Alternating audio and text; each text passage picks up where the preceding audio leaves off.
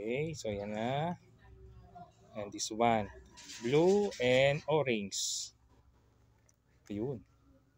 Dito yung blue and orange. Yan. So, nandito yung orange. Ito naman siya sa top. Ililihis lang natin.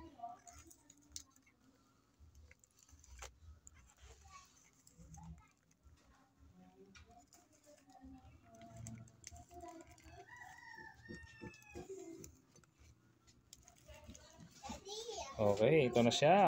Next one, the orange and green. So mga kataktika, ganun lang ang taktika para maayos yung nasa second layer. Ikot-ikot lang, repeat the procedure. And kung makita nyo na hindi a-align, balik nyo lang. Ang mahalaga dito, little by little, matutuhan mga kataktika. This one, the orange and green.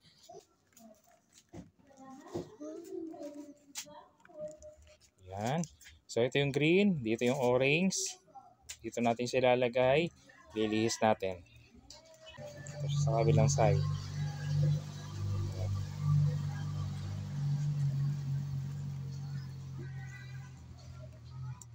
Yan.